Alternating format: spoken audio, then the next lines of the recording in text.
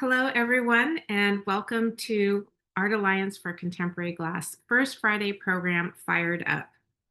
We are so excited to have a wonderful panel discussion for you today. But before we get started, I have a few brief announcements. First, the program today, Collector's Edge, is the launch of a brand new virtual series that AACG will be holding. Today's program is open to the public, and all future editions will be for members only. So if you enjoy the program and you would like more, please do go to aacgglass.org and you can join and take part in all of our programming, which we have on every Friday of the month. Next, I want to mention something brand new that we are doing, which is a collaboration with the Northern California region. AACG is now going to have quarterly events in Northern California. Our first one is going to be on November 15th at Montague Gallery. So if you are an AACG member and have not gotten the information on that, please do email myself or Linda, and we can make sure that we get that to you. All right, and last, I have something very important that I would like to share, a brand new endowment fund that AACG is fundraising for.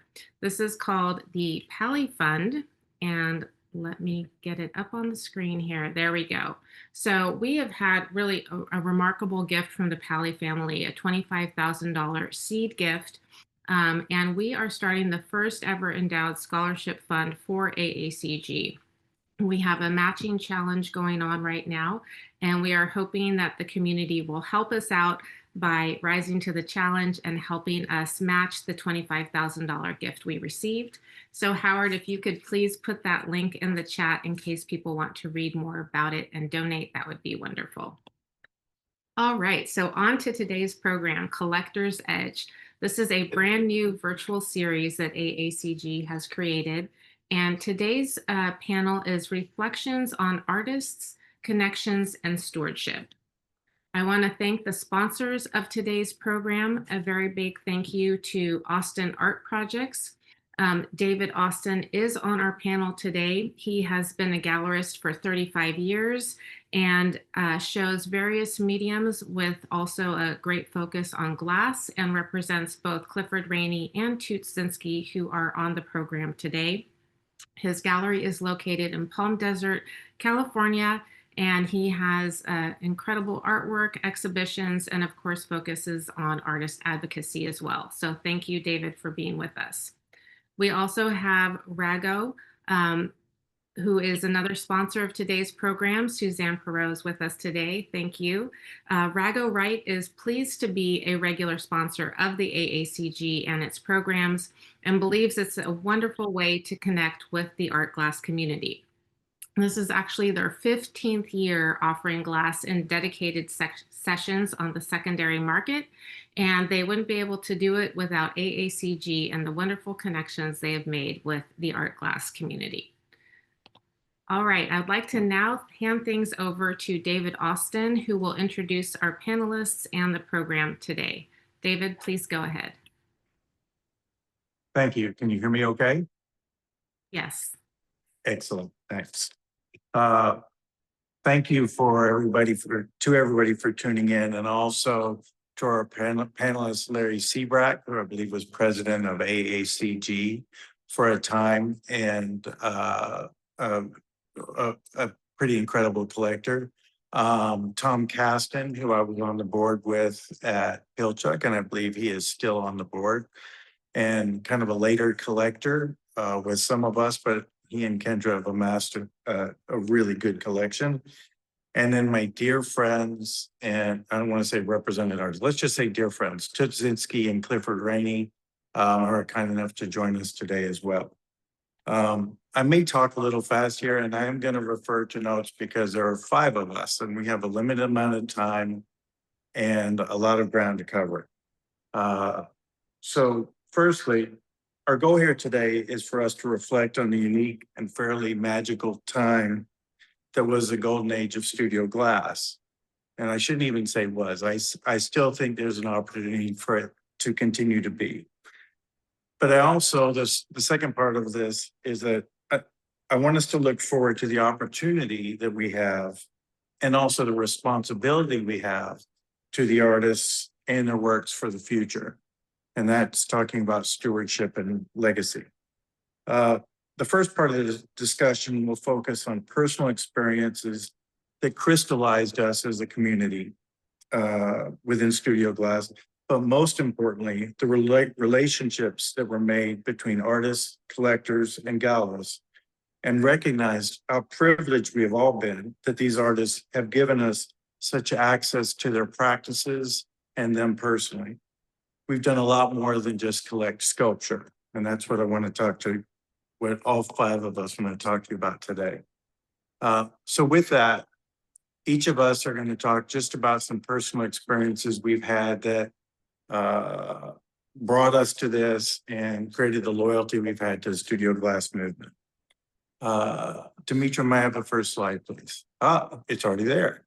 So this is Chihuly at the Museum of Glass. For those of you that weren't there, and there were a lot of people there, this was sort of a dream team event, as only Dale could have done. He brought together people that had worked with him from the early years, from Billy Morris, we're supposed to call him Bill now, from Billy Morris to Martin Blank, who I remember he made stump pieces. Joey and Flora came back and they did soft cylinders with Dale. Dale was on the pad, Leslie was there. Pino was there. I remember Dante came in and worked on Piccolos. Richie Royal was there.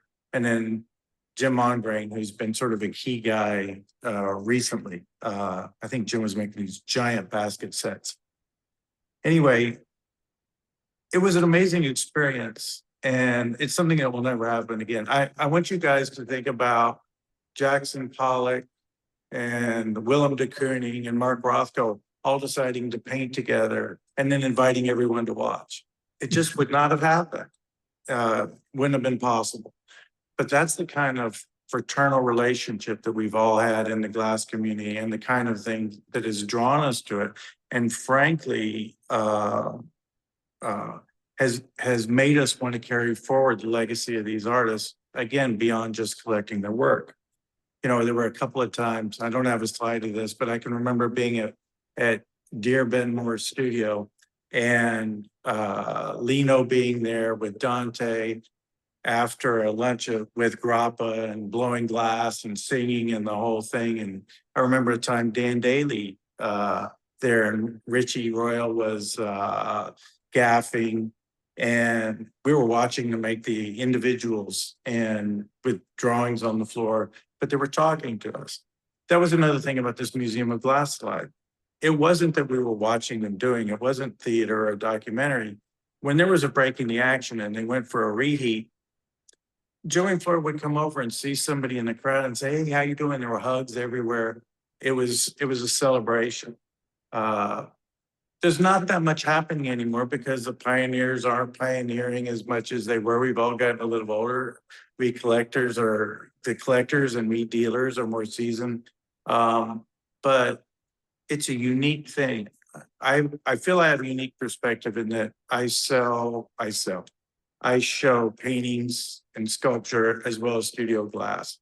You just don't see that in other parts of the fine art world. I have the second slide, please.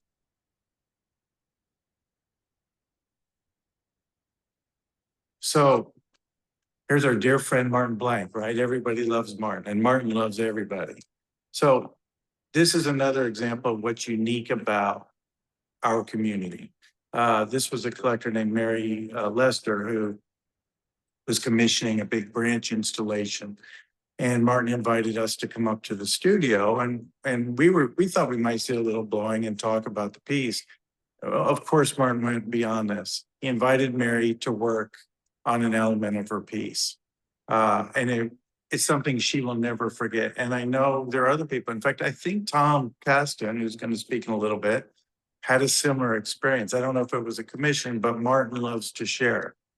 Again, I want to compare this to another part of the art world. I'm sure many of you have been invited into a painter's studio, and that's to see paintings on the wall or maybe paintings in process. but no one's gone into a studio, had an artist hand them a brush and paint, say, hey, you want to help me finish this? It doesn't happen.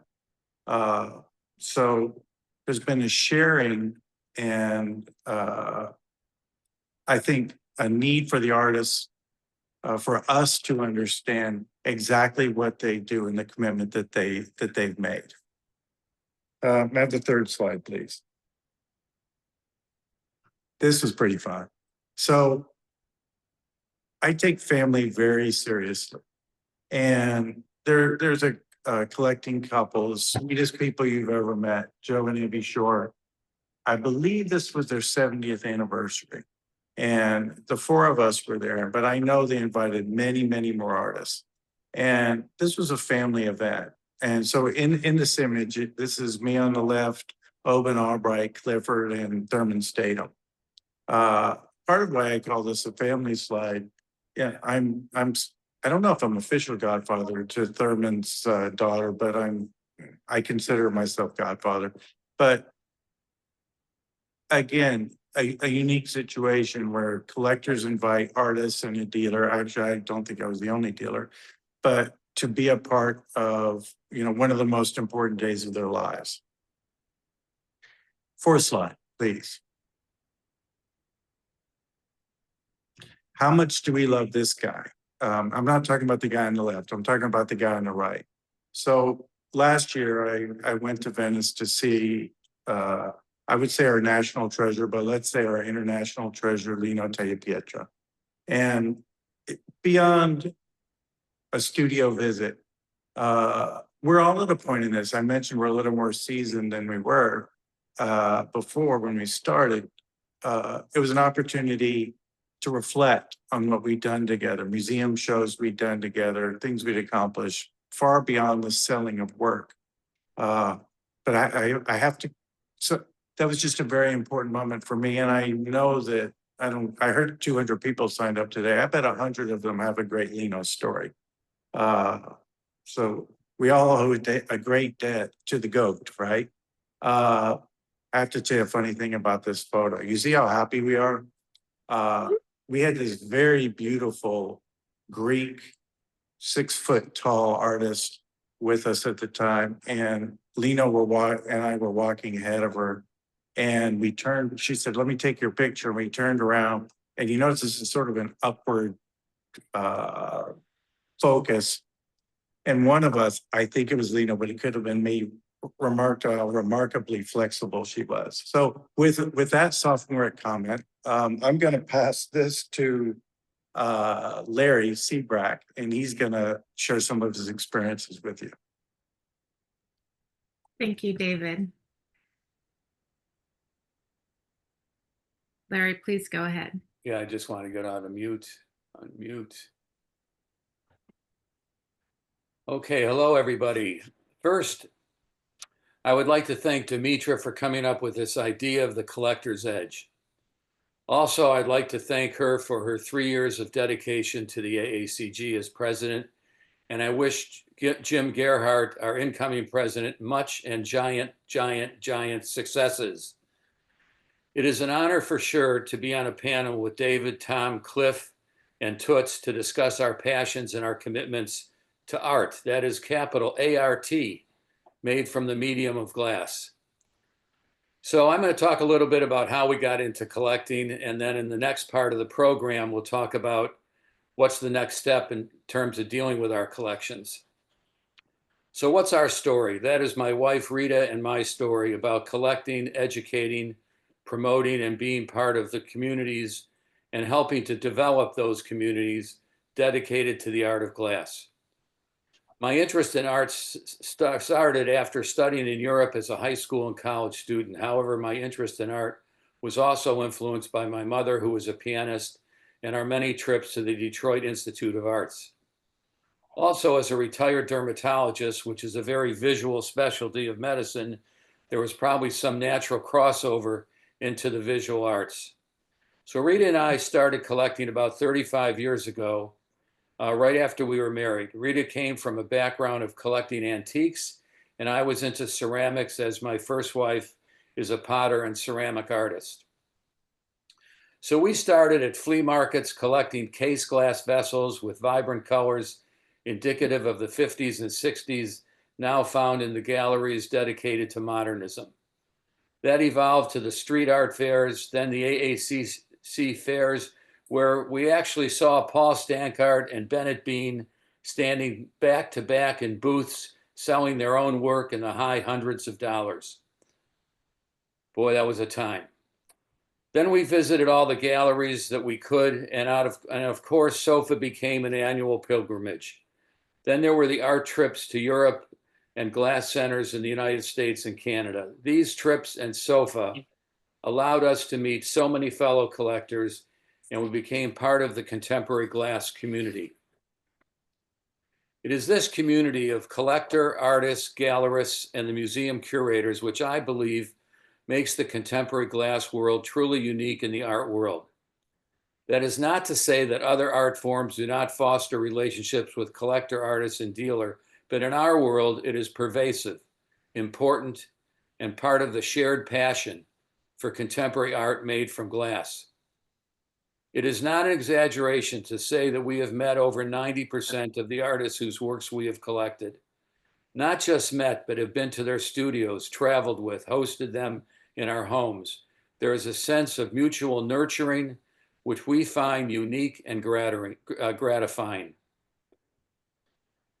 In the next section of this panel, I'll discuss our sense of obligation to educate and perpetuate the sense of community in the broader art world in order to protect and promote the value of our prized possessions.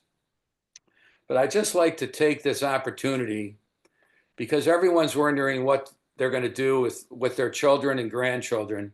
And I would like to take this opportunity to show one early work by our granddaughter, Leah Barron, who is graduating from RISD in June with a major in glass and ceramics. Leah, good luck. I had to take this opportunity to do that. It's a family deal. So we are one of the lucky collectors. But before moving on, I'd like to share just a few images of some of our prized possessions, which soon will be going to the Baker Museum. There's only a few, and maybe Dimitri, you can show those.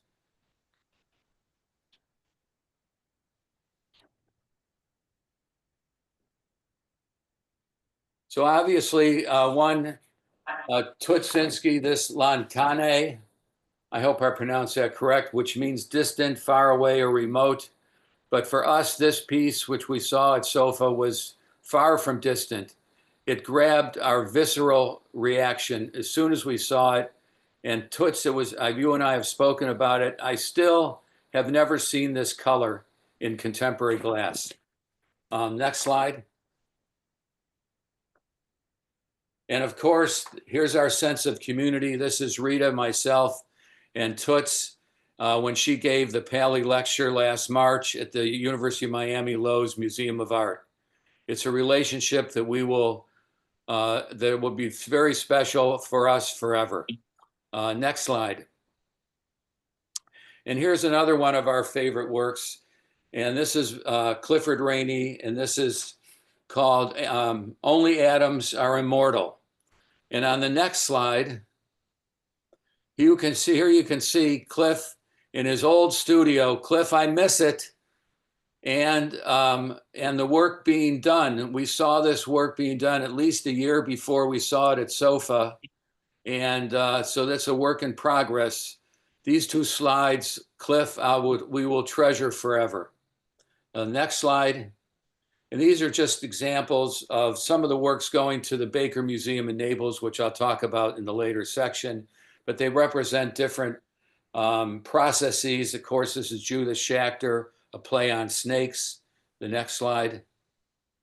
And this is by Soes.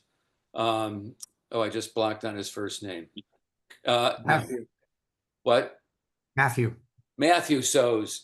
And this is a technique using his inflatables. And we refer to this as our stretched out bagel. I just have to tell you that this piece in an earlier exhibition got tremendous attention from the museum community here in Naples. Next slide. And the one on the left is a work by Loretta Yang, who is in China, and this is really only in about 3 or 4 museums in the United States.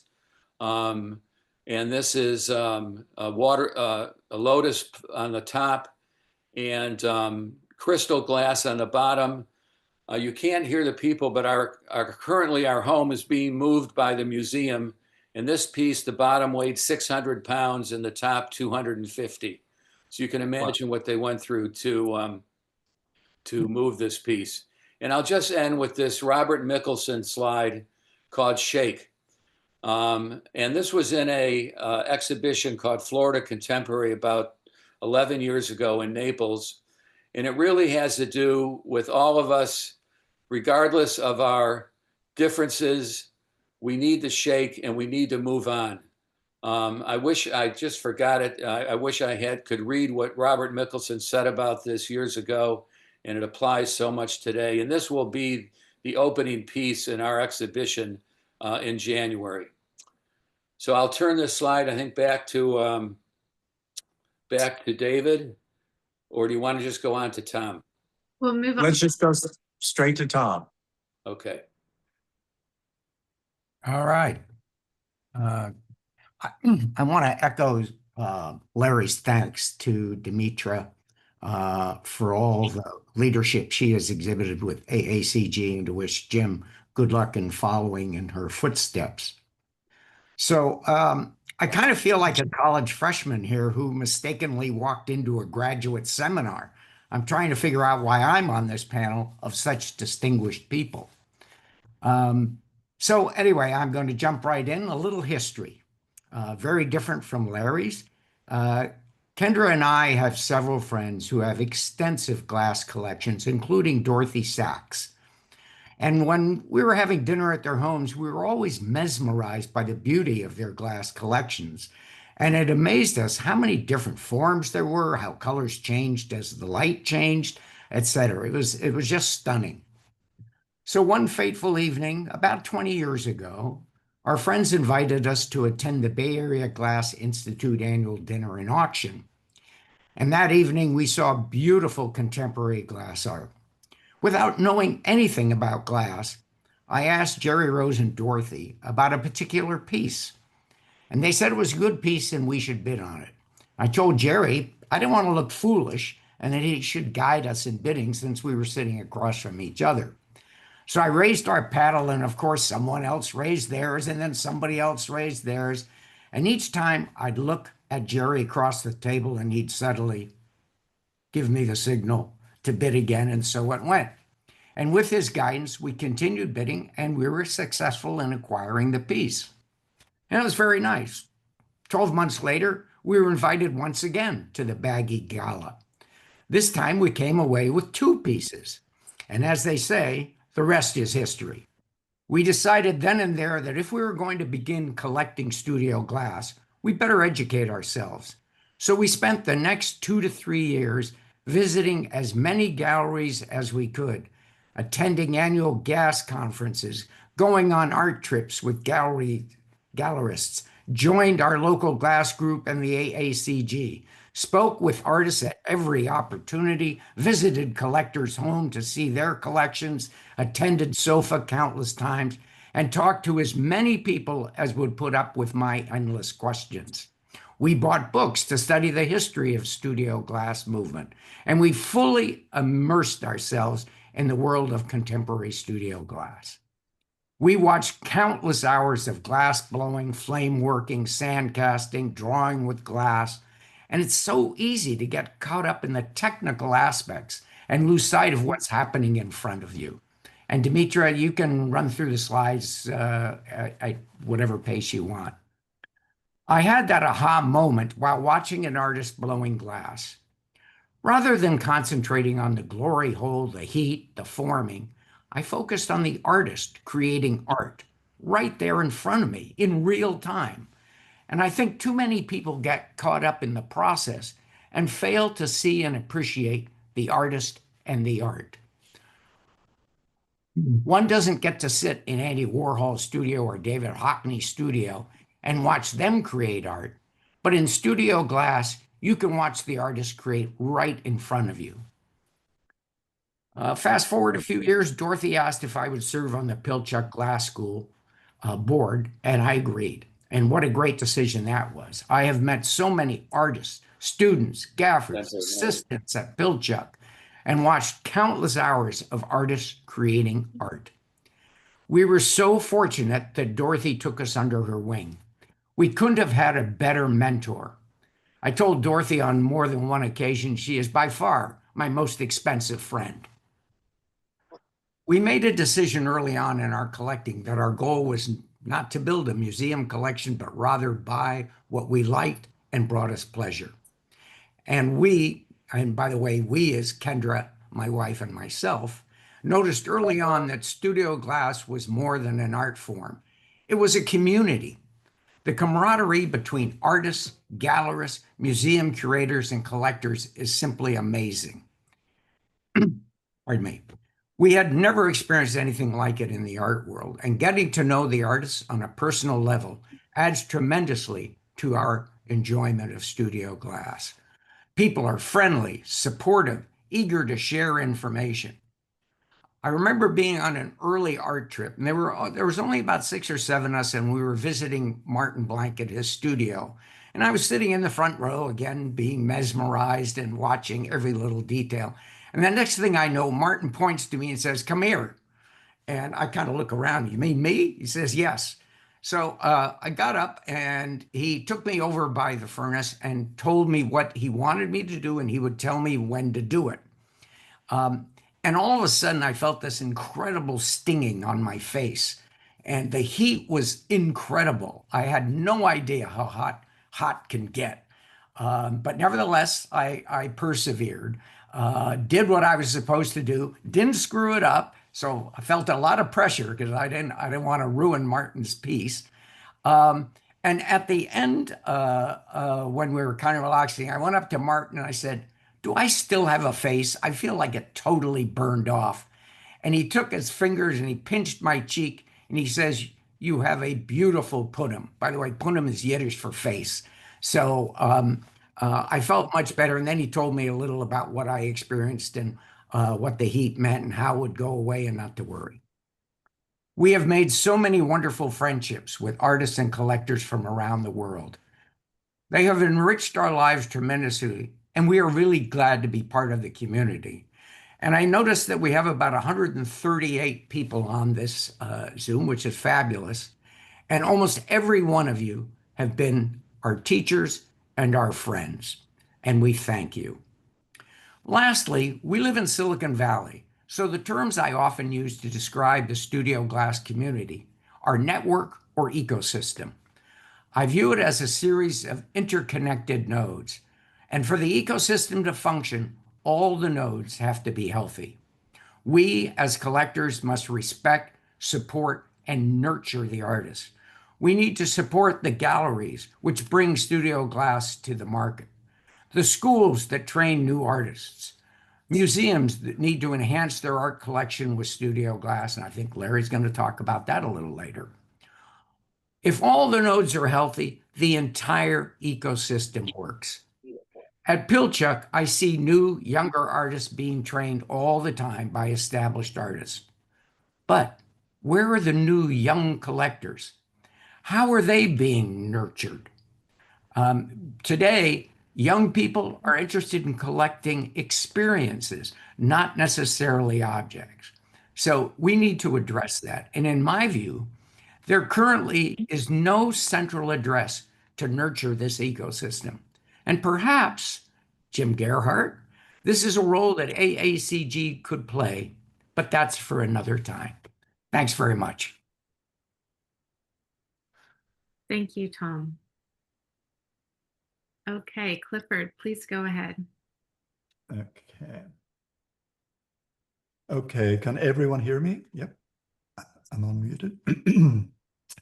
Okay, first of all, good morning, everyone, and of course, everyone at AACG members. Before I start, I would like to give a big thank you to Dimitra for her help these past few days. It's comforting to know someone who understands digital technologies, so thank you again. Okay, reflections on artists and connections. And again, I want to emphasize connections today, this morning. I have so much to say on this subject, but only time to give a 4.5-minute synopsis. Now that I'm in my late 70s, I am really pleased to be part of this timely panel discussion. When I started to think about a favorite formative experience that shaped my connection to the studio glass movement, I realized that my glass story began many years before I heard the term. In the middle of last night, I woke up thinking about art history and where glass fits into it. I thought about Anne Veronica Jensen extruded optical glass blocks exhibited at this year's Art Basel, and thought about the pile of extruded optical glass blocks in my storage unit behind the studio. The next little bit I've actually better not say. So a little historical content to start with, please. Also, I made so many revisions this morning, I'm going to be tripping myself up. My personal glass journey began in 1968 when I was an art student in London studying sculpture. An interest in cast glass took me to the Kastrup and Holmegaard glassworks in Denmark to work on my summer break. As luck would have it, a gentleman on a factory tour engaged me in conversation. His name was Simon Pearce, who hailed from Ireland. He now owns a successful glass factory in Vermont. Simon suggested I apply to the Royal College of Art to study glass under San Herman, an American fellow. I did so, and I was accepted. After graduation in 1973, I set up a studio in London and got down to work. In 1977, I won a Coburger Glass Prize and went to Germany and met other winners, including the Lubinskys. Meeting the Lubinskys had a profound impact on my studio practice. In Europe in the 70s, we were mostly unaware of what was to become the international phenomenon that we now know as studio glass. All of that changed for me in 1984 when I taught my first lost wax casting class at Pilchuck. One of the many stories about Pilchuck was when I arrived at Seattle Airport from London and was picked up by the school van driver, Billy Morris. Next slide, please. A second story happened one evening up at Dale's cabin in the woods, where we were working our way through some really good wines and being overly philosophical, as you do after a few drinks. At one point, Dale reached for his phone and called this guy called Ferd Hampson and told him to give me an exhibition, which he did. Hi, Ferd.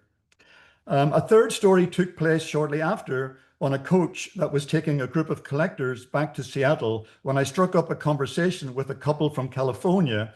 Their names were George and Dorothy Sachs.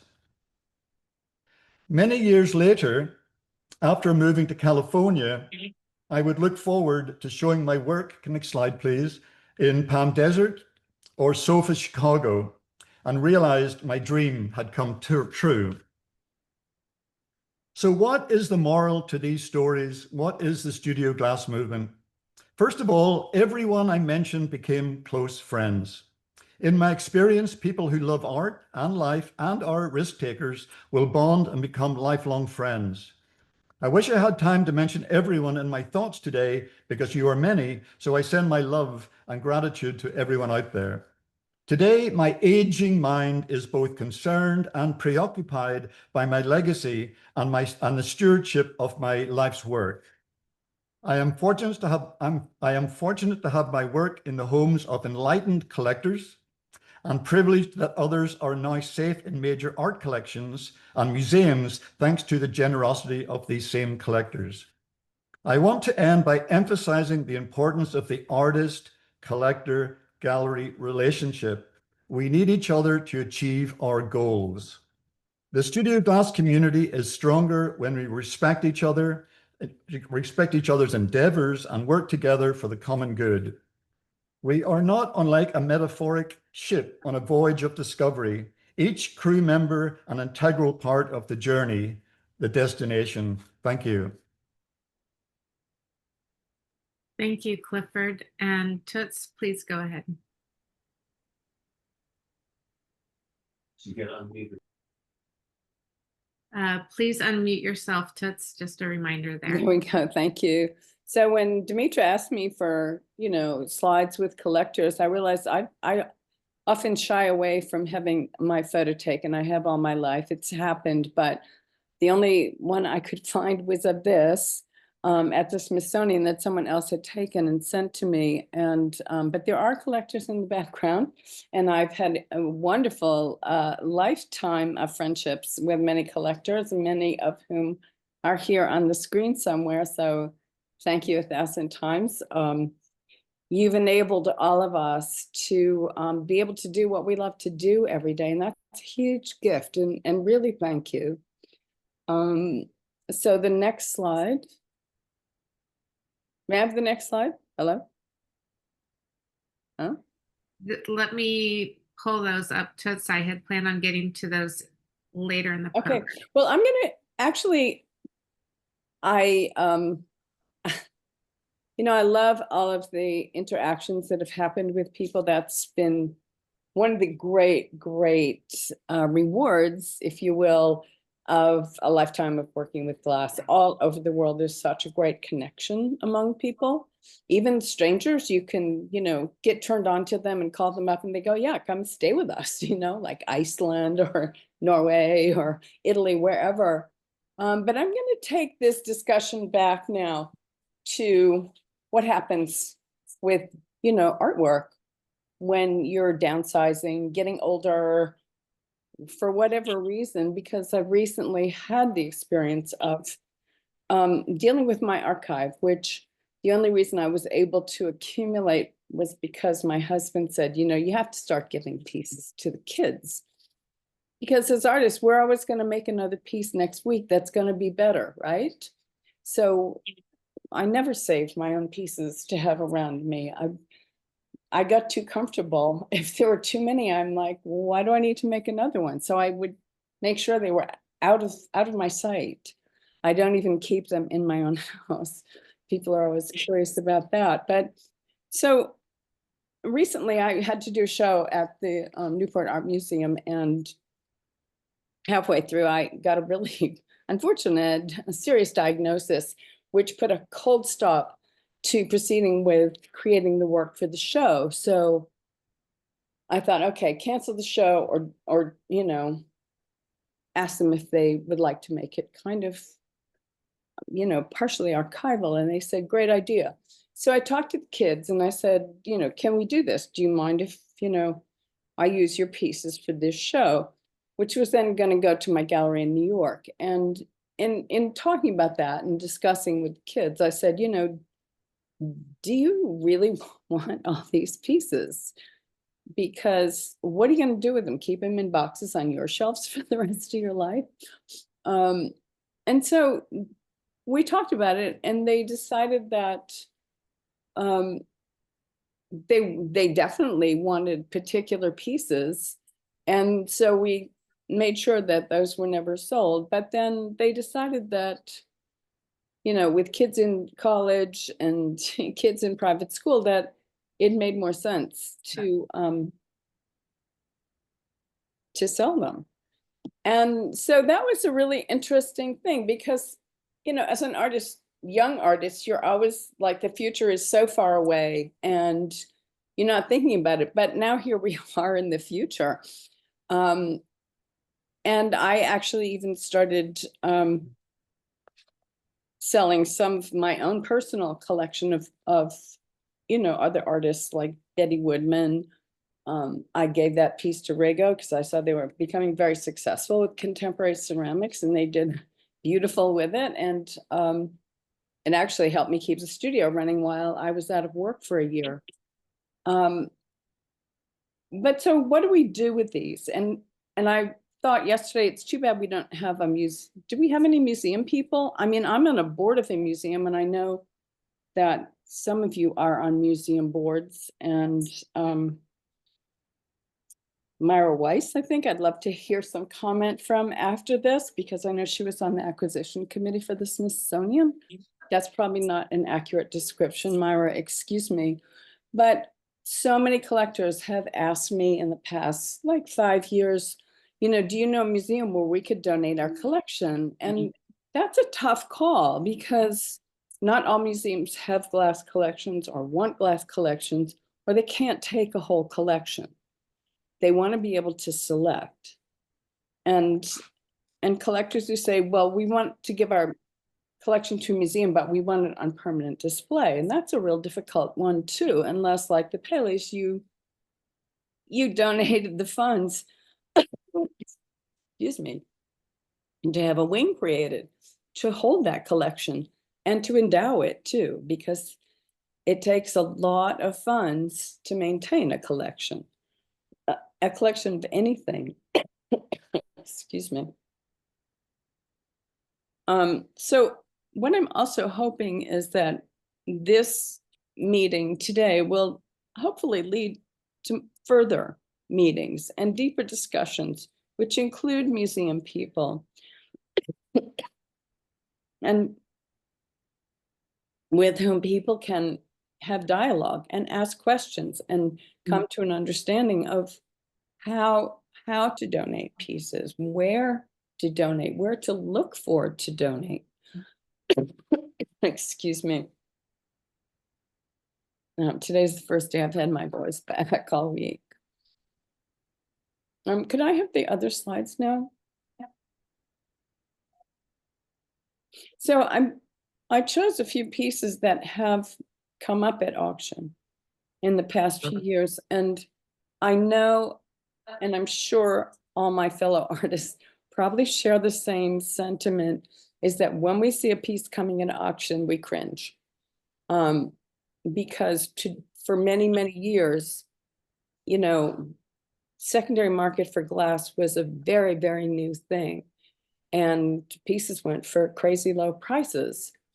And did that indeed devalue current? Toots, may I interrupt for a second? Yeah. You're on our next stage of the talk. Oh. And I'm going to set the T for you on here. So would you mind if I did that, and then we'll get to exactly what you're talking about? And I'm sorry for interrupting you. Sorry, I thought we were more. This was an important part of this whole discussion. Was Yeah, what this is the second stage of the discussion. Okay. Is that okay? Yeah, absolutely. Oh my gosh, everyone just found out what a control freak David Austin is. I'm sorry about that so much. Sorry. But hold that thought if that's okay. Demetra, may I start with the next part? Please do. And I also want to just mention to everyone in the audience, if you have questions as we go along, please do put them in the chat, and David will get to them towards the end of the program. Great, thank you so much. So just as where Toots was going, this is where I'd like the entire panel to go and for this to be a discussion. And as I said, I want to set the T for the collectors for what they're going to do, and also, just as Toots was saying, what what their views are with regards to legacy, where pieces go, etc., with realistic expectations. So I'd like to tell you why I felt it was important to create the kumbaya moments that we all started with there. I wasn't selling work. The artists weren't just making work. The collectors weren't just buying work. There's relationships, as we were talking about, that were created, and memories. So first, I'd like to state that I have a wonderful life because of the trust the artists showed me, as well as the relationships that we developed. And these artists have added a wonderful layer to many collectors' lives.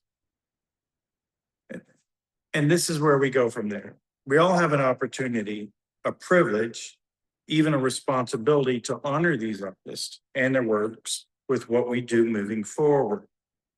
How do we do that? Again, I'm saying exactly what Toots was saying, so I'm sorry if this is redundant. What do we do with these works that have been more than objects in our collections? They have been memories and sometimes symbols of our friendships and relationships. The giving of these works is an opportunity to thank these artists and also, most importantly, allow another generation to see them and collect. As Tom said, they're collecting experiences, but maybe it's because they haven't experienced the collecting of objects like this and the memories associated. So again, I'm going to set the table for the panelists and talk about places, which some are obvious, some less obvious, where the works can go. So obviously museums. Not everybody, as you said, are the Pallies or the Saxes or the Benaroyas that are going to build buildings, pavilions. And not every piece that was made is a museum piece, but many are. And with diligence and relationships with museums, I think that most collections have an opportunity to place things publicly, but realize most museums only want one piece by an artist. They only have so much room. So there's only so many pieces that can go into museums. It's a wonderful honor, both for the artist and for the collector, for a piece to be displayed, but it isn't the only place. When people go to museums, they're expecting to see art. So let's think about alternative venues, public spaces where the works can be seen.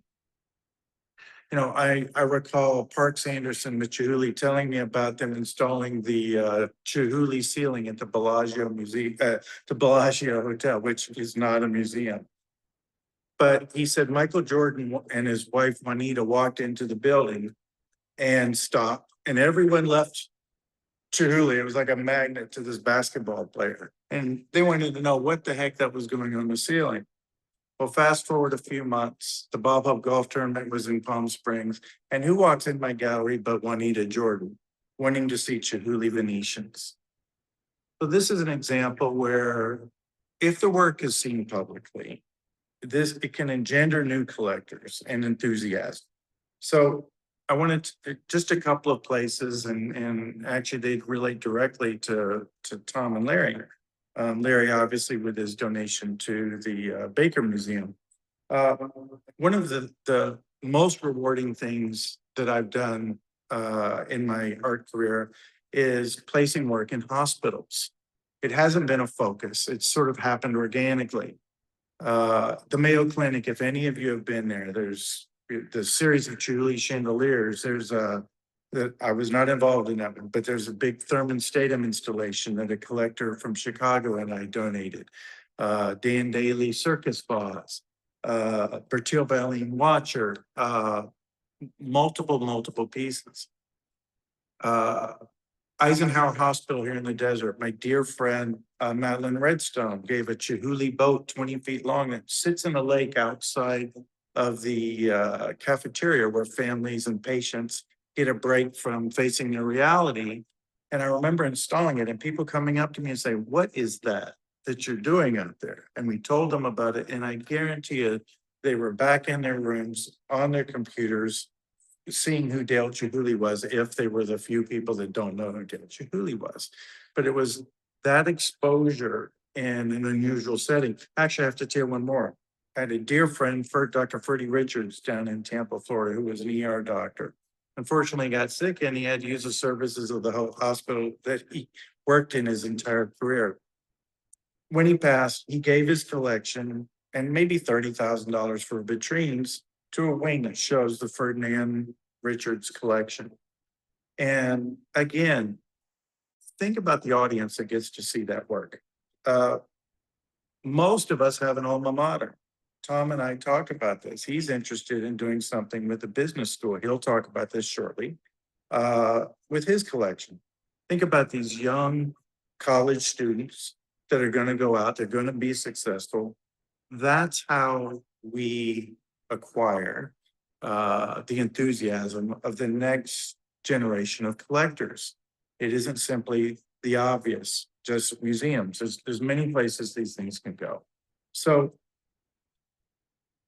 again, I talked about responsibility, or I don't know if it's a responsibility or an obligation. I think it's an opportunity that these artists like Clifford, Toots, Thurman, Martin Blank, Dale, Lino, all the artists in the community that we have these personal relationships with, we can do something wonderful for them. Sure, these pieces have value. They can be sold. And that's the next thing I'm going to get to, and then I'm gonna quit talking. But we can further their audience. We can frankly, we can further their audience. We can do more than simply monetize the pieces. Now, maybe all of our collections aren't going to be absorbed into these kinds of places. In fact, they're not going to be unless you give your entire collection in a donation to a museum. So what are your next choices? Obviously, I'm not trying to solicit works. I'm mostly a primary market dealer, but I have a very good life because of the artists that trusted me and the collectors that acquired works from me. So I do sell secondary market works, just as the auction houses do. I don't make as much as I do in primary market works, but I feel I have a responsibility to those collectors and to the artists to assist them, and with the artists to protect and ensure their market moving forward. And I know other dealers feel that way as well. So I don't want to give a quick example of a collection that was sold. I don't know that one piece went to museum, though, but there were very museum-worthy pieces. Many of you knew Sam and Nancy Coonan in Los Angeles. But when they passed, the kids contacted me about the collection. It could have been given to an auction house and sold quickly. But we used a two-pronged approach. I took the collection, or 40 pieces from the collection, over 2 years. It was 2 years, but we maximized and we placed important pieces, a Lubinsky Green Eye, a Marish, Africano, Toots, actually Clifford. But we placed these in good collections and they were handled respectfully. At the end, there were some pieces left, and those were put into auctions. But we took a very thoughtful approach, and we did it because those were Sam and Nancy's wishes. Sam and Nancy had a lot of relationships with artists, just as we've all been describing. So I think it's very important to, before I make my last comment, it's very important to let your heirs know, in the event that you're not going to be here, what your wishes are, and to thoughtfully think about the people that made the work, and not just the objects themselves and whether they can be sold and we can be done with them. I think it's more important. I hope that this may not be popular. I think estates are large enough that legacy is a decent balance, in fact, a good balance against strictly monetary gains. So now this is where this might get a little bit spicy. I know that the co-sponsor today is an auction house. So my apologies here, but I'd be remiss if I didn't state how I feel about this. And I'm hoping, and I'm going to preface my comments here to say that auction houses can be a very positive part of what Tom refers to as the ecosystem that we all have. So my primary point here is that an informed auction is a successful auction. As Demetra stated, Rago auction, as an example, which by the way, Rago does the best of all the auction houses, I will say that. They're relatively new to this, 15 years. Well, with almost, well, let's say I've been doing this for 40 years, and I think most collectors have been in this for a very long time. And just based upon our tenure, we have a lot of knowledge. And I think that we have a responsibility when we do go to sell things at auction, and it's okay, but when we do go to sell things at auction, to inform. They're going to be better because of it. The things are going to sell for more. It's important that they have the information. And yes, we have to advocate for artists. And what I mean by advocating is when an auction house doesn't have a long history with an artist. Clifford Rainey is a perfect example. I'm going to get to that in a second. They don't necessarily know the current values. Clifford has had a grand total of 23 pieces auctioned he's 77 years old, so he has an over 50-year career. Richard Sloan, when he passed a few years ago, his sister didn't know what to do, and she handed them off to an auction house in Los Angeles. I remember they had a piece of Clifford's that is as important as any piece that he ever made. We sold them in the gallery for $80,000. There was an estimate of $2,000 to $3,000 on it. They just didn't know. So, and Suzanne, I'm not speaking directly to you here, so please don't take this personally. But my point is that, look, the auction houses do have had some very good results. Toots Zynsky is the shining example. She auctions at or near or above retail. For some reason, the estimates start a little lower, which makes me grumpy, but she does have good results. Billy Morris has had 2 or 3, over $200,000 results in the last couple of years. But there have also been some just silly results that don't even make any sense. So anyway, I just got off script. But I want to give full disclosure. I have reached out to these auction houses because I want to do exactly what I tried to do, exactly what I would like you to do. I think, look, when you're discussing this, you can inform and you can say no. You can say, no, it has to sell for at least this. I'm not, you know what? I don't want to affect Clifford or Billy's or Dale's market in a negative way. It's okay. It's this kind of dialogue that's going to push things. It's going to create or make the auction house a positive part of the ecosystem with regards to our collections. There may be a few out there that are thinking I'm the big bad wolf now because I'm talking about paying more for pieces, or that I'm being self-serving for myself because I sell works in the primary market. That's not what I'm being at all. I'm caring about the artists who have, in Clifford's and Toots's case, 30, 40, 50 years careers and histories of sales at certain prices. So anyway, I'm going to cut this off now. Those are just some points that I'd like to discuss with the rest of the panel members. So anyway, I think I'll turn this over to Larry now to talk about what he's doing with his collection.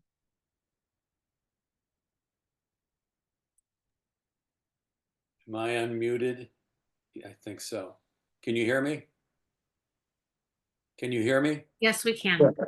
Okay.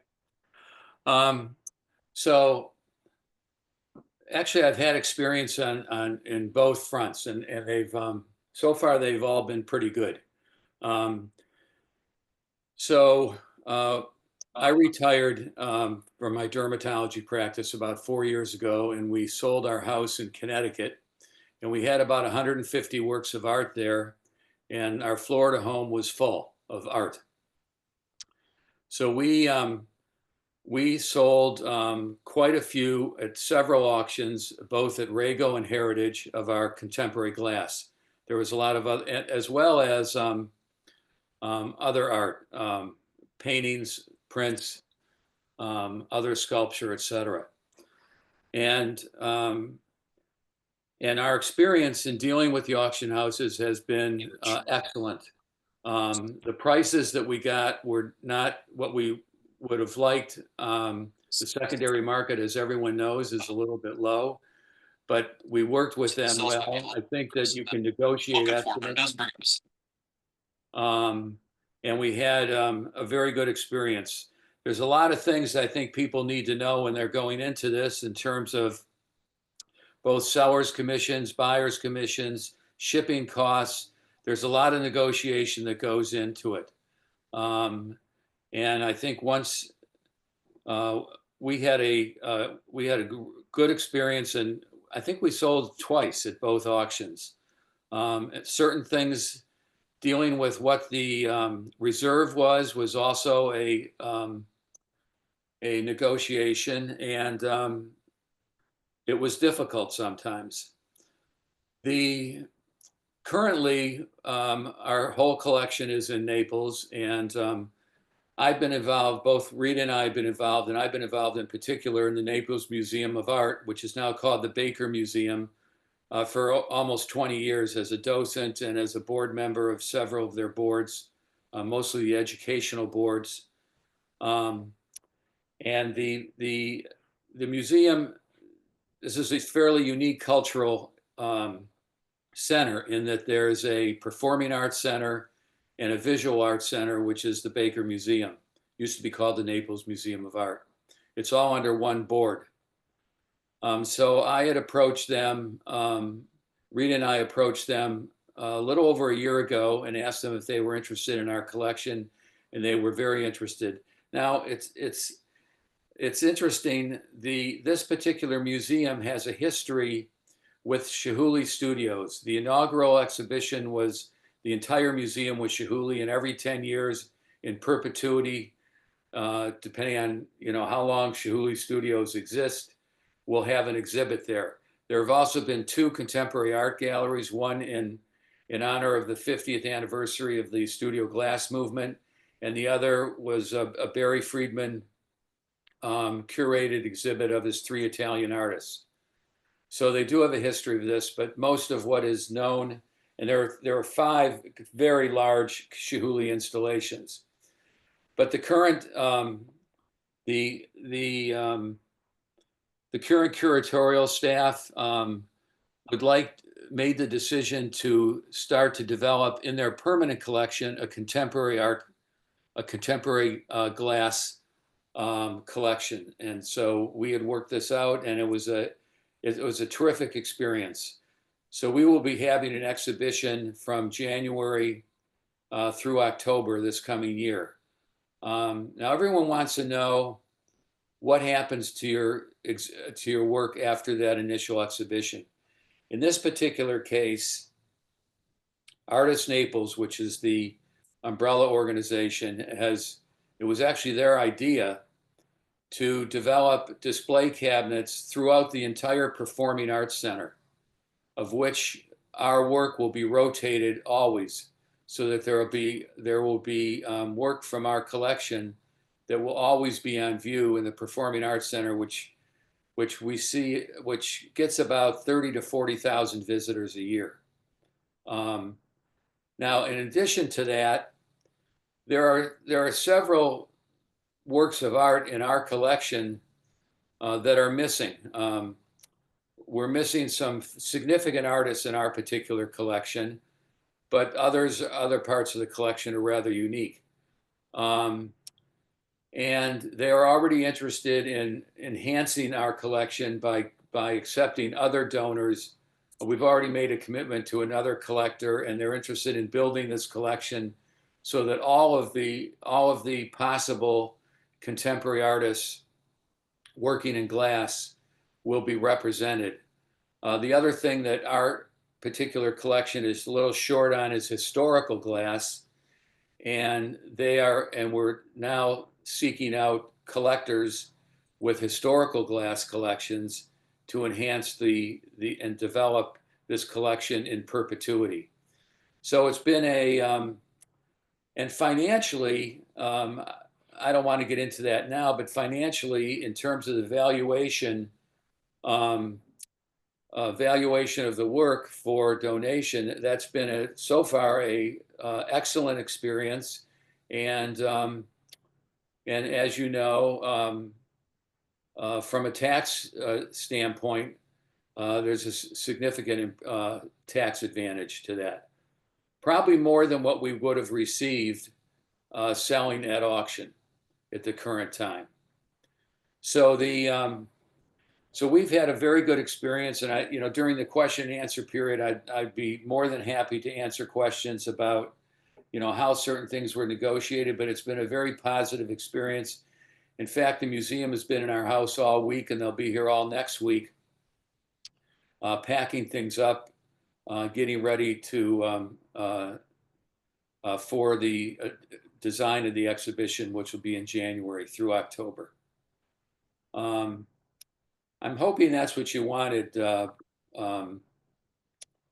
David.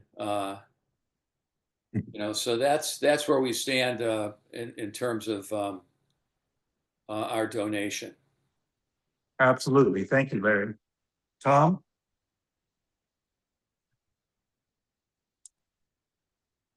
Well, as I mentioned earlier, we did not purposely put together a museum collection, and we're still collecting. And the thought of having to say goodbye to any of our pieces right now is not something we're contemplating. David even told me that we have a few pieces that are museum worthy, but as Larry was saying, and others, a museum's not going to take our whole collection, unlike maybe Dorothy Sachs and some others. Nevertheless, we have thought about what happens to our collection when we decide to get off the merry-go-round, so to speak. So our kids have expressed interest in a few of our pieces, but certainly not all of them. We have two wonderful granddaughters who are potentially future collectors, but at ages 8 and 10, we'd have to wait a while. But I am thinking of giving my kids red dots to mark their territory and what their preferences, and then referee the disagreements while I'm still here. However, we have thought about where some of our pieces could reside. I love my business school. I went to Haas School at Berkeley, and we'll talk to them about taking some pieces to enhance the business school common areas, the classrooms, the lobby to the business school, perhaps inspiring the next cohort of collectors. San Jose State University, where Kendra got her teaching credential, has a glass program where we might also be able to donate some pieces. And we know the former director of that program, so that's a very easy conversation to have. We are involved with our local hospital, unfortunately as both patients and fortunately as supporters. And our daughter worked there as a medical social worker. And we think having beautiful art to add to the comfort of patients and staff would be wonderful. And that's a conversation we plan to have. Corporate headquarters are another potential landing spot. I worked for a large corporation which has a small art collection and would love to see some of our art enhance their lobby, their common area, their stores, and the cafeteria. Silicon Valley is home to some of the largest, most successful corporations in the world: Apple, Google, Facebook, NVIDIA, just to name a few. They all have conference rooms, lobbies, cafeterias, gyms, quiet rooms. What a great breeding ground that would be for new collectors and exposing a lot of people to contemporary studio glass. There are nonprofits in the social sector. They also have offices and conference rooms that could house contemporary studio glass. Recently, I had a conversation with a couple of our collecting friends about combining our collections to make them more attractive to museums, especially those that might be off the beaten track. Not all of us can donate our collections to the De Young Museum in San Francisco. And beside, they have the George and Dorothy Sachs collection already. Nevertheless, I'm fairly sure that even if we're successful, we won't be able to donate all of our glass. So we've already had discussions with our children about what to do with the glass that they aren't taking and which we haven't been able to donate. And we'll educate them about the artists, the relationships we've been able to build. The slides that were shown while I made my earlier remarks are some of the wonderful relationships that we have built with artists. And by the way, that's just a fraction of the number of slides that I sent to Dimitra because we couldn't show them all. We are also going to give them the list of gallerists who have helped us build our collection so they have people they can talk to about the value of our pieces and about the artists and about where the pieces fit in the pantheon. And without going into any more detail, the last thing I told them is if they are unable to find a home for every piece, then do what the Egyptian kings did and throw the remainder in the hole with me, and I'll be able to enjoy it forever.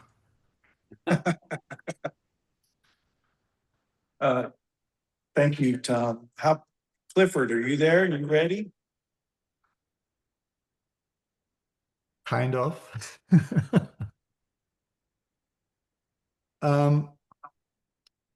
I was actually hoping we could get questions at some point because there's so many things. There's just too many things to talk about. But there's two things I would like to kind of touch on. And for me, most of you know that I lost a lot of my work a few years ago. And so I hate to say this, no pressure on anybody, but my work is really, really scarce at the moment. And I'm being really, really careful where my work goes to at the moment. So I'm really focused on a thing called legacy. A few years ago, after my little weird thing, Charles Damaris, who was the chief art critic at the San Francisco Chronicle, kind of tried to console me by saying, okay, you lost a lot of your work, but you're very, very lucky that you have your work in major collections and you have your work in many art museums around the world and obviously in the States. And he suggested that I do a really serious monogram. So for the last 3 or 4 years, that's what I've been doing. I've been working with some designers in London and a potential publisher in Germany. And what I've been doing is trawling around different museums and getting photographs. And we're now looking at an art book, maybe 400 pages. And there's going to be essays and various things. So I'm working on that particular field at the moment. Because I bringing that up because it is how do you put value on what your work is, and the other thing I do want to bring up at this stage because I think it's really, really important, and it's a very, very touchy subject, and I'll try to be really nice about it. I know Suzanne's here, and we've had conversations in the past. They are an auction house who, in my opinion, are always very informed. But I've had work in Sotheby's and a whole bunch of different auction houses. And be quite honest, I just get depressed for a week or two afterwards. It really brings me down because I find it, I'm going to use the word, I find it incredibly insulting. So basically, I'm going to do this. I put some images in, and I don't know if Dimitri can. Sorry? Yeah, I can pull those up. So maybe can you pull up the first one, please? It's the best way I can explain this. Yeah. Oh, just the one, just the goal. That's it. So I put this piece up. This was a piece I bought back a number of years ago at an auction. I'm going to say on the East Coast because I won't mention which auction house it was, but I just wanted to put this on there because I have a policy when my work comes up for auction. The first thing I do is first of all, I decide if I want to buy this piece back. I first calculate how much it would cost for me to remake it. And as I think most of you know, I mean, I take months, if not a year, sometimes to make one single piece. So there is a cost to remaking pieces. And then I calculate that price point. And then I go, what's my gut reaction? How far can I go before it would really hurt? And then I decide on that point and I bid to that point. And then if I'm outbid, I just go away and have a good cry. So I'm just putting this piece in for for just a little example, I bought this piece back for the price of the material bronze. I just want to throw that in just to show you the discrepancy of this kind of market. The next one, please. I put this piece in. I did an exhibition many years ago called Boyhood, and it was 10 pieces, and 8 of those pieces now are in museums. But and this piece was donated by the Warnicks, my good friends, and it's now in the oh boy, it's in the Boston Art Museum. It has a really nice home. Can I put the next slide up, please? Okay, this piece came up, and I will mention the auction house. This piece came up in Sotheby's a couple of years ago, maybe 18 months ago, and it was a piece I really wanted back, and they didn't have a reserve on it. And I put this piece up because I just wanted to know, I want to give you the feeling what it's like when you're sitting there seeing these pieces sold. Broken Boy, it was made with 17 separate castings. I want to give you a little idea how long these pieces take to make. If you can imagine your mortgage every month and double that and treble that and whatever, you get a kind of an idea of what it costs to make one of these pieces. Again, I was able to buy this piece back for less than the accompanied drawing was worth. At the end of the slides, no more images. So I wanted to throw that in because when I used to teach, a student would sometimes say to me, Clifford, okay, I've got a new studio going, and I want to sell my work, and basically, how do I go about making an idea of what I want to sell the work for? And I always say the same story. I really think you should think about the lowest possible figure you can accept for that piece. And once you get that gut-wrenching price, that's your first piece. Once you sell that piece, you have a starting point. You're in the beginning of the ladder. And then you sell the second piece and you put your price up a bit. You get a gallery show, you put your price up. Down the road, you get a museum show and the price keeps going up. And I've always said to those students and my friends, my colleagues, you try to get your prices to go up. Now, I'm a very foolish person because I really thought, my really good friend Howard Ben Trey and I, we had this vision when we were young that if we really stuck to our morals, when we got older, our work would be worth enough to retire on. It didn't really happen, but not far off. But the thing I always emphasized was always let your work go up. Never, ever, ever let the price come down. And I've been very adamant about that. So again, I'm throwing this in because it really throws something into the works that screws the whole thing up. Clifford, I'm going to hold your hand here a little bit, and I've done it in the past. I said how few of your pieces of auction, and this is very important for the viewers who are watching. For every piece that is auctioned, there are multiples that sell in the primary market. Yes, we have, as a community, people have the opportunity to go on ArtNet and look at prices, etc. I get that. I totally get that. And there may be bargains there in situations where the right people weren't in the room. But it's not all of the information. It's a part of the formula.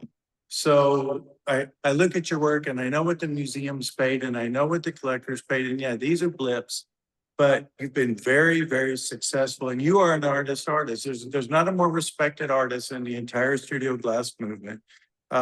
You haven't made much work and therefore not much has shown up. But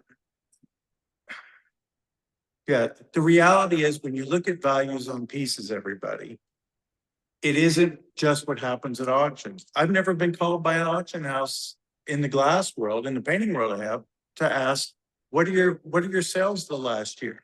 You know, last year, I don't know how many Linos sold in auction houses, but I guarantee it 10 times as many sold with Bill Traver and Doug Heller and Ken Shantz and Ken Holston and I. So for real prices. So Clifford, these are anomalies. Anyway, with that, can we go to Toots? Are you done, Clifford? Yes, please. Okay, thank you. Sorry, Toots, I interrupted you earlier. Oh, no.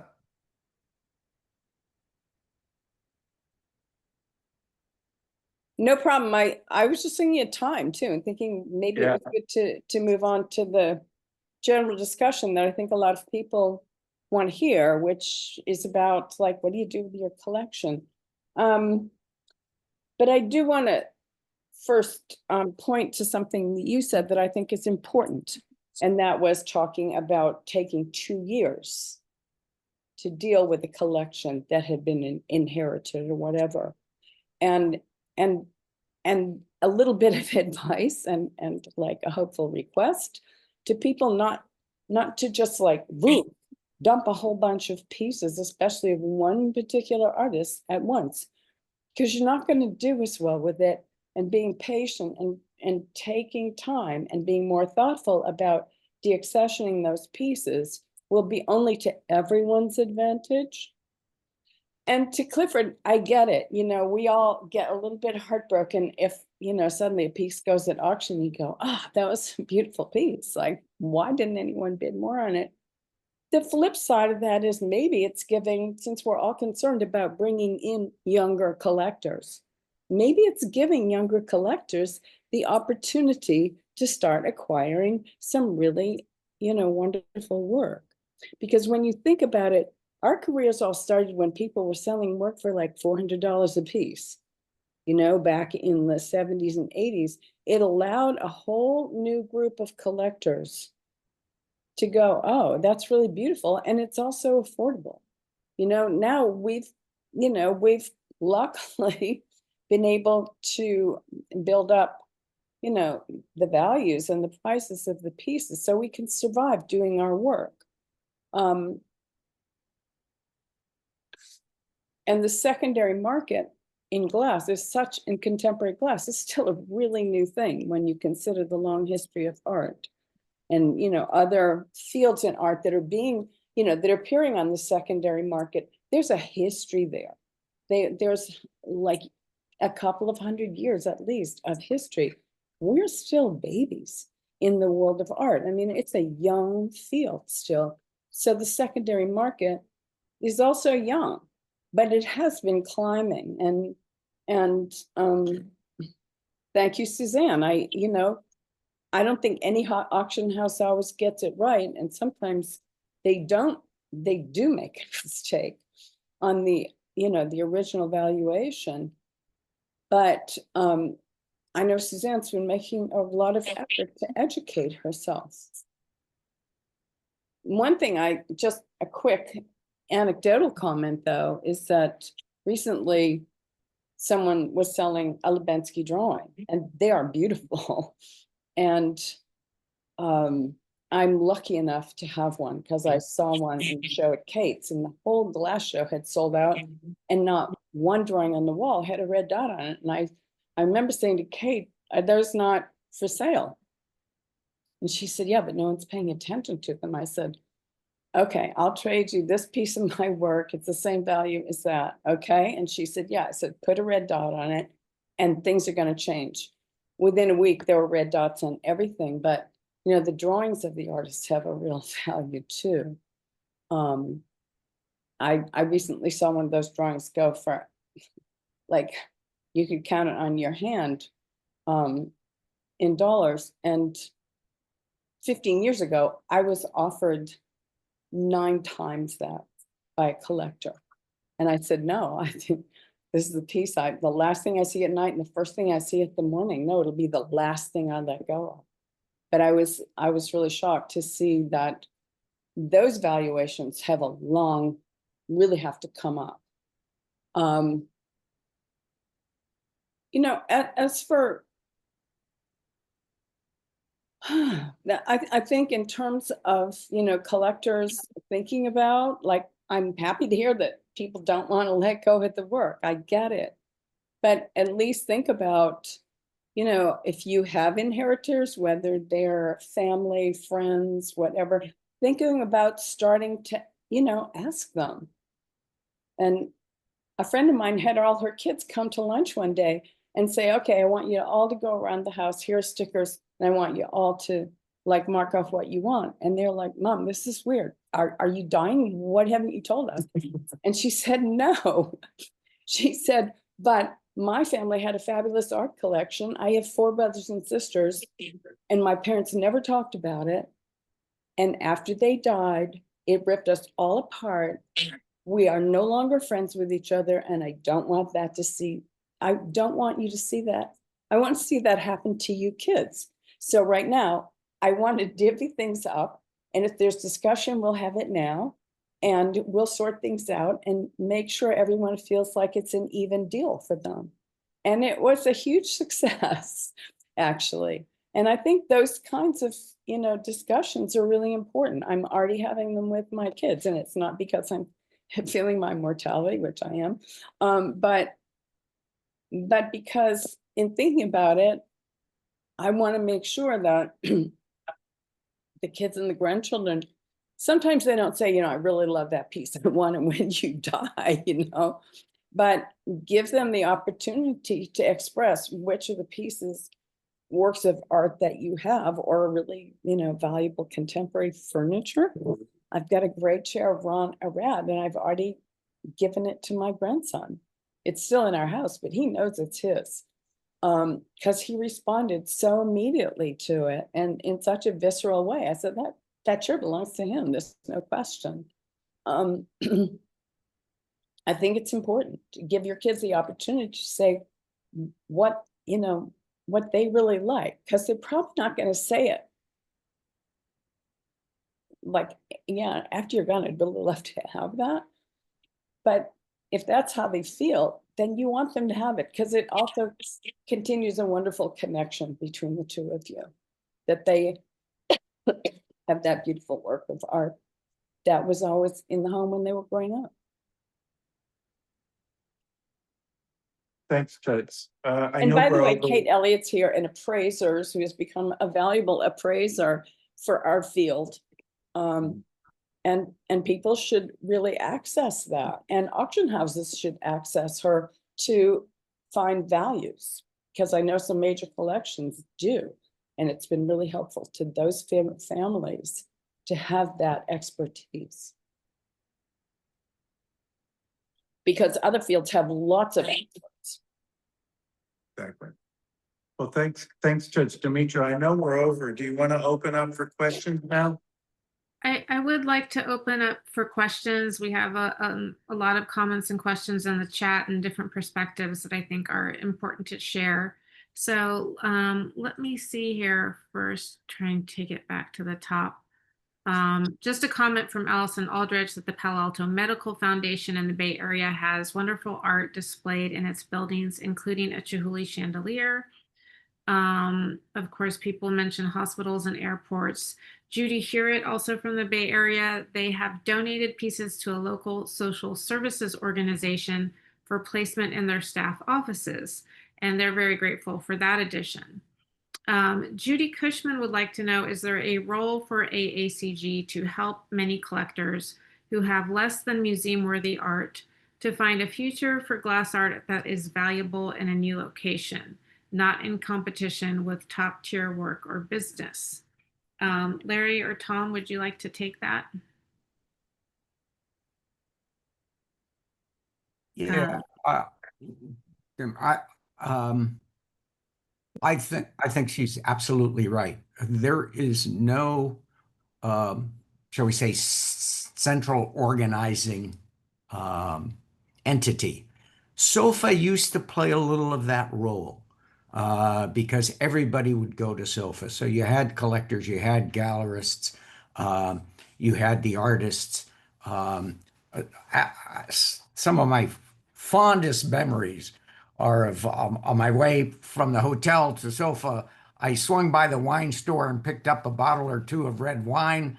And later in the afternoon, Clifford and Steve Lynn and Latchazar and Leah Wingfield.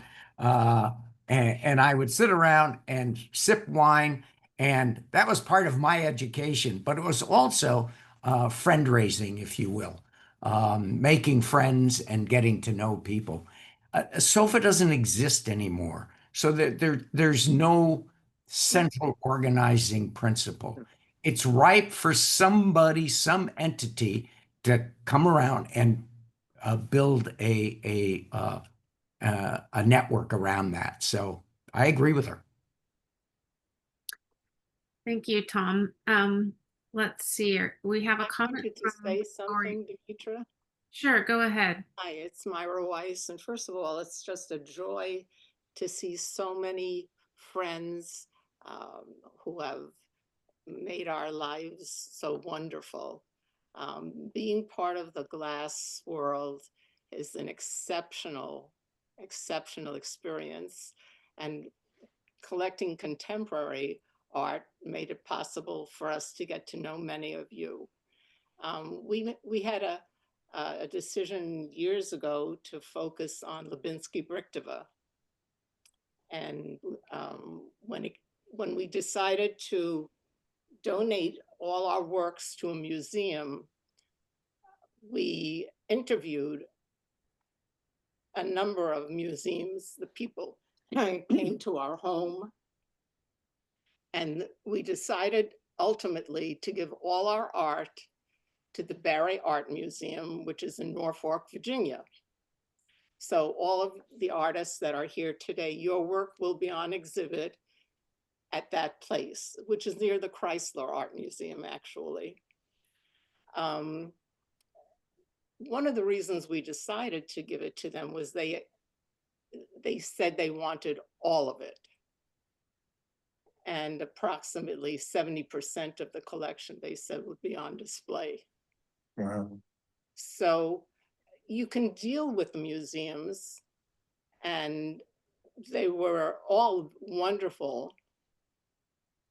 Most of them just wanted a portion of our collection. And the fact that this museum would take all of it, and in fact, they're doubling their size right now. It's under construction. The work will be on display. We didn't want it somewhere in a storage area. I have been honored to be a commissioner for the Smithsonian American Art Museum. And what I've tried to do there, they have the art museum, and they also have the Renwick Gallery, which is a craft museum. And I have tried to encourage them to put glass pieces into the Smithsonian American Art Museum, and they are working on doing that more in the future. But people respond to glass in a way they don't respond to any other art. And displaying it is always a pleasure and a great experience for the people who can share it. So thank you all for enhancing our lives, and sending hello to all our friends. Thank you, Myra. Such a pleasure to have you and And Howard. thank you. I miss seeing you all at SOFA every year. That was such a great gathering place for people from all over the country to meet together and reconnect. And I really miss it. That was the golden age. Remember how elegant sofa was back in the day? And Mhm. it was amazing. Demetra, I would just like to add two quick things. One, I noticed Lonnie McGregor's on here, Bullseye Glass. Bullseye is certainly part of the ecosystem. It has to start with the raw materials somewhere, and the scientific investigations they do around all the different properties of glass, etc. And Donna Davies, the executive director of Pilchuck, our fearless leader, for those of us on the board, is here, and we've had some discussions about an increasing role that Pilchuck might be able to play in this whole ecosystem. So when you think about it, there are many players and all working together toward celebrating, if you will, contemporary studio glass. Thank you, Tom. I think one thing that really came through today is really that we're talking about balance. As an artist, I can certainly, well, first, I very much look up to Toots and Clifford as role models, and it's wonderful to have that to look to. But secondly, I do empathize with Clifford and what he spoke about with regard to the auctions and his experiences. I know Toots has had a very positive experience.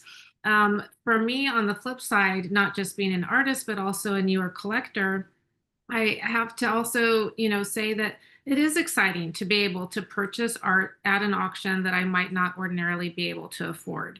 And that's something that actually really energizes the collecting experience.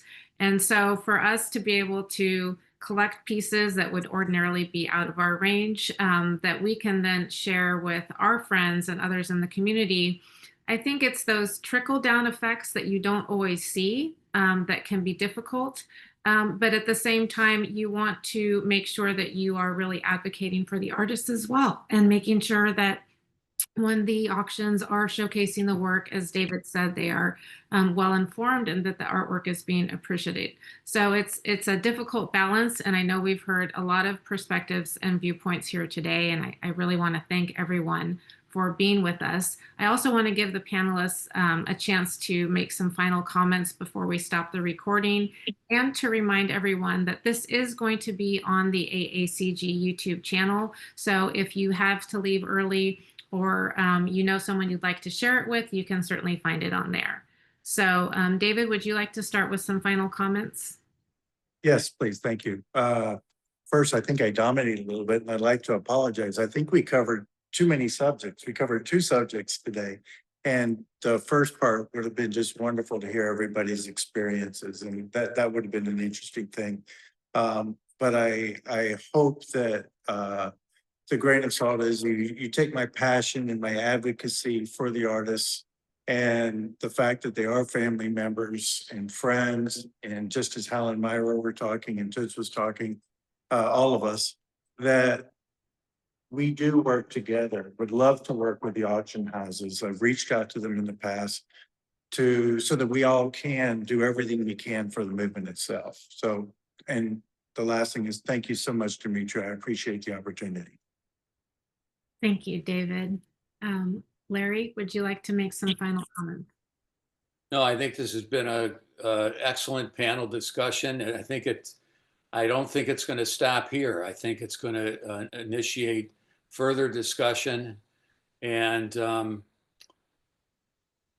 think that the studio glass movement, the collectors are getting older, but there's a lot of people. I mean, I have a granddaughter that's graduating from RISD, and I think the makers are actually increasing. I don't think there's a decrease in good art being done. And where it evolves, how it evolves, is yet to be seen. But I think we need to support it as much as we can. The assistantships, the fellowships, the residencies, I mean, they're not short of getting applicants. So I think the movement is continuing. There is concern about all of us who are getting older, including myself, is where it's all going to go. But I just would like to end with one thing. My experience in dealing with the museum here locally in Naples has been phenomenal. They want to learn, we want to teach, they want to grow. And Myra, I've been in touch with Carolyn Berry a lot, and they are so thrilled to have your collection. I mean, the Berries spend their summers here in the Naples area, and I think that the museum experience can be a really great experience. It's not something that will just end up in storage at some point in time. It can be really a developing experience and an ongoing experience. And I want to thank everybody for attending this program, and for Demetra initiating it, and for my panelists. It's great to see you all. Thank you so much, Larry. Tom, do you have any final comments? Well, it's been a privilege. I feel incredibly privileged to be on the same panel with Larry and Clifford and Toots and David. It's kind of an amazing honor. And as I looked at all the thumbnails, it's sort of like Hollywood Squares, you know, you see everybody's face. I see many friends, and it just brings back all the wonderful experiences I've had with most of you.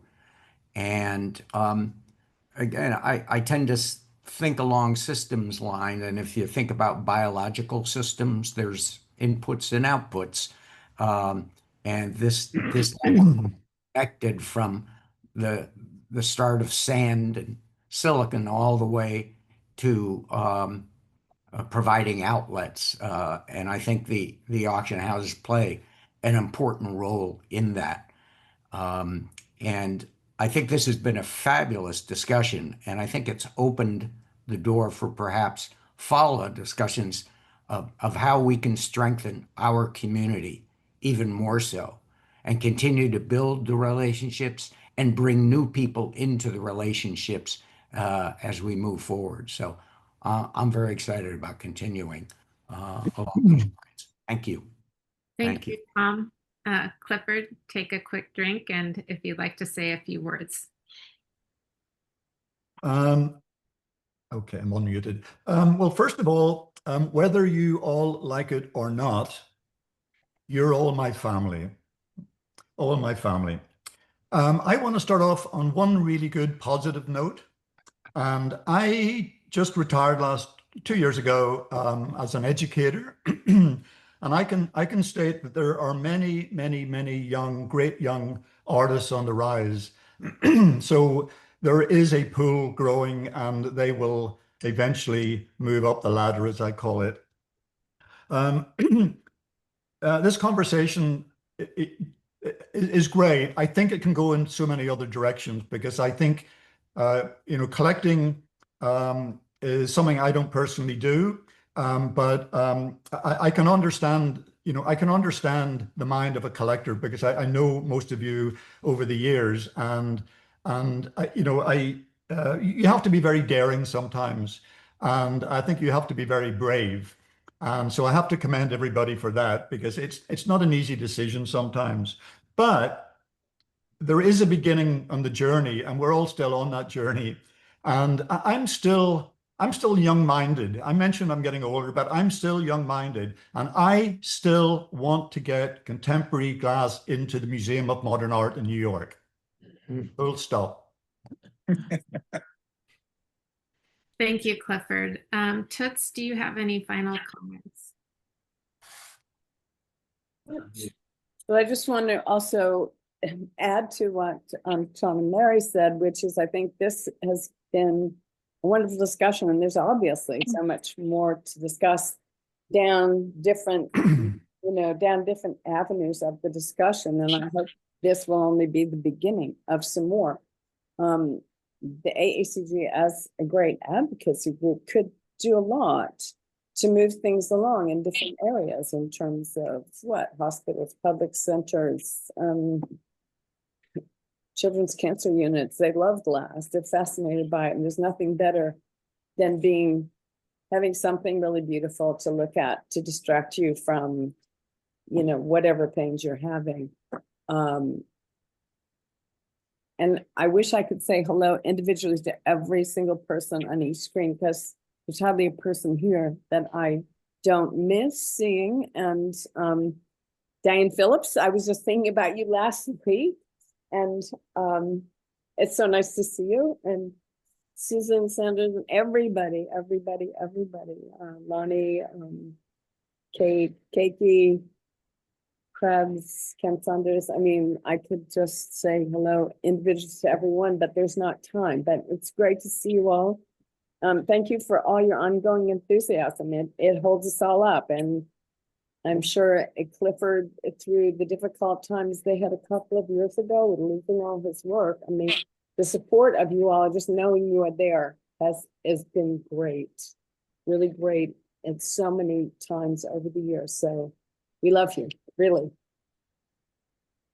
Thank you, Toots, and thank you to all the panelists. I just wanted to make a couple of final comments because, as David said, not all auction houses are created equal, and in the same way, not all galleries are created equal. And it's so important to have gallerists like David Austin that really advocate for the artists. It's really sustains the trajectory of their career. It really informs their legacy, and it's something that not every gallerist does focus on. And so I really have to hold up David for that and the energy that he puts towards artist stewardship. So thank you. I also want to just reiterate what everyone else has said, which is the importance of the community and the glass ecosystem. We all work together, and I think ultimately if we're all supporting each other, all of the other pieces can fall into place. And I'd like to close by just sharing finally the sponsor slide to thank again our sponsors for this event today, Austin Art Projects and Rego Auctions. We are a volunteer board, a working board with just one staff member at AACG, and we give out close to $100,000 in grants and scholarships each year. So it is through our membership dues and our sponsorships for programs like this that we are able to do that. So thank you. If you enjoyed the program today and you would like to see more Collector's Edge programs in the future, which we will be having, please do join AACG, as they will be for members exclusively in 2026. Thanks again, everyone. I'm going to stop the recording, and if you want to stay on to ask more questions or say hello, please do so. Thank you, Demetra. Thank you for all your patience. Thank you. That's- Thanks, Demetra. Thank you.